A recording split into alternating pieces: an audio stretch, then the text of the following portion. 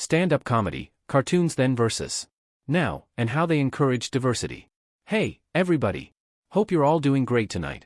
I want to talk about something very close to my heart, cartoons. Yeah, I said it. Cartoons. I grew up in the 80s, 90s, and early 2000s, and if you grew up around that time too, you know we had the best cartoons. I mean, those were the golden years. First off, cartoons today?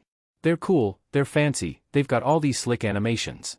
Kids now are out here watching stuff like Paw Patrol, Peppa Pig, CoComelon, where every episode is like a well-oiled machine. Everything's clean, every character is polished, even the villains are like, "Excuse me, may I kindly destroy the world today?" But if you're like me, you remember when cartoons were rugged, man. They were rough around the edges. And let me tell you, back then, if you were sitting too close to the TV, your parents would yell, "You'll ruin your eyes." Like, no wonder we all needed glasses by age 10. But think about He-Man.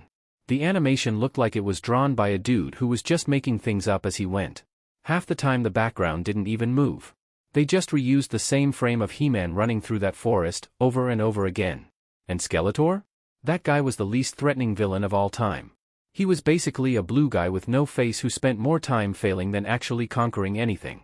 He'd pop up like, "I'll get you next time, He-Man." Yeah, next time, Skeletor. Sure. Diversity in cartoons? But you know, thinking back to those cartoons from the 80s and 90s, they were ahead of their time. Like, low-key, they were sneaking diversity in there, and we didn't even realize it. Let's talk about Captain Planet. Oh yeah, Captain Planet. This guy was basically a buff, environmentally conscious superhero who looked like he shopped at Lululemon. But his team, the Planeteers, was like a United Nations meeting with superpowers. You had Kwame from Africa with the power of Earth, GI from Asia with the power of water, Wheeler from Brooklyn, because every diverse team needs a white dude from Brooklyn, with the power of fire, Mati from South America with heart, and Linka from the Soviet Union with wind. That's right, y'all. We had Soviet Union representation in our cartoons. And it was a woman. Back then, you were like, wow, they're working together to save the planet, and now I'm like, wait a minute, these cartoons were teaching us global unity and I was too busy screaming, "Go planet," to even notice? The 90s were peak diversity in disguise, and then, the 90s. Oh man, cartoons in the 90s were wild. It was like, every show was like, "Hey kids, you're all weird, and that's cool. We're all weird too." Rugrats, for example, was a show where you had babies talking about their existential crises. These toddlers were out here discussing deep stuff like the meaning of life and how to navigate the complexities of babyhood. And it was so diverse. We had Susie Carmichael, who was basically the smartest character in the whole show, and she was black. Meanwhile, Angelica was the blonde terror we all loved to hate. And you had Tommy Pickles, the bold, bald-headed leader with a diaper full of confidence, and Chucky Finster, the Jewish, anxious kid whose life motto was basically nope. It was like, here, kids, have a cartoon that teaches you that no matter who you are, you've got a place in the world, and also, you're all gonna need therapy. And what about Hey Arnold? Arnold lived in a multicultural New York City boarding house with his grandparents. His best friend Gerald had that iconic flat top and was black, and you never thought anything of it. They were just two kids navigating life together. Arnold had that football-shaped head, and yet, nobody cared. This was the 90s, where the only thing we were taught to worry about was whether Helga was ever gonna confess her weird, stalker-level crush on Arnold. Cartoons today, so diverse they have multiverses. Fast forward to now, and cartoons have taken diversity to a whole new level. It's like, hey, we've got one universe?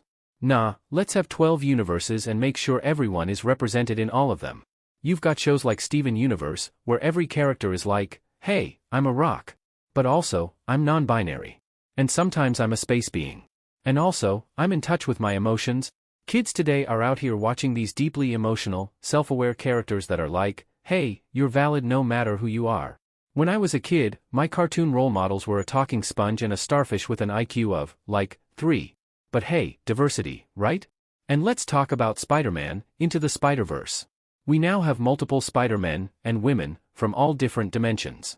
And it's not just Peter Parker anymore, now we've got Miles Morales, a black and Latino Spider-Man who's cooler than any of us will ever be. And the thing is, kids today just accept that. They're like, yeah, of course there are different spider people from all over the multiverse. Meanwhile, in the 80s and 90s, we barely had one good version of Spider-Man, and it was a miracle if his webs didn't glitch halfway through the episode. Cartoons and social commentary, and let's not forget the Proud Family. Back in the early 2000s, this show was all about representing African American culture in an authentic, relatable way. Penny Proud was out here navigating friendships, family, and school drama like a pro. And Oscar Proud, her dad, was the original dad with dreams, always failing but never giving up. It was one of the few shows at the time that actually reflected what black families were like without feeling like a stereotype. And now, with the reboot Proud Family, Louder and Prouder, we're seeing even more diverse storylines, queer representation, mixed-race families, you name it. Cartoons were always trying to teach us something, you know what I've realized? Cartoons were always low-key trying to teach us stuff, even back then. We just didn't get it. Like, remember X-Men, the animated series? It was all about mutants fighting for acceptance in a world that feared them. That was a metaphor for every marginalized group fighting for equality. But as kids, we were just like, cool. Wolverine's gonna stab someone with his claws. Now, cartoons are way more direct. They're like, hey, let's talk about your emotions and how we can all be better human beings.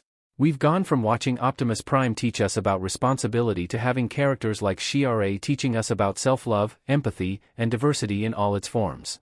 Closing thoughts. So yeah, cartoons have come a long way.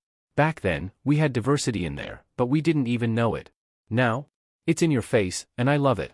Kids today are growing up with a sense that being different is awesome, that we're all valid, and that the world has room for everyone. That's the power of cartoons, man. They shape us when we don't even know it. So, here's to cartoons, whether you're saving the planet with Captain Planet, running from Skeletor, or hanging out with Steven and the Gems, there's a place for all of us in the cartoon universe. And if you disagree, well, go planet. Today is your lucky day. Today is the day that our $3 website works for you, paying you directly to your PayPal daily. Imagine $3 ongoing continuous payments to your PayPal account. Imagine falling asleep and waking up to $300 in your PayPal account. How would this make you feel? How could this help you? What bills could you pay? What kind of fun could you have? What does that retirement look like now? All for a one-time payment of $3. This website is DFY done for you, fully built and completely hosted, and never stops collecting payments for you. You have spent $3 on coffee on a regular, but that coffee won't help you create multiple streams of income. Click the link below.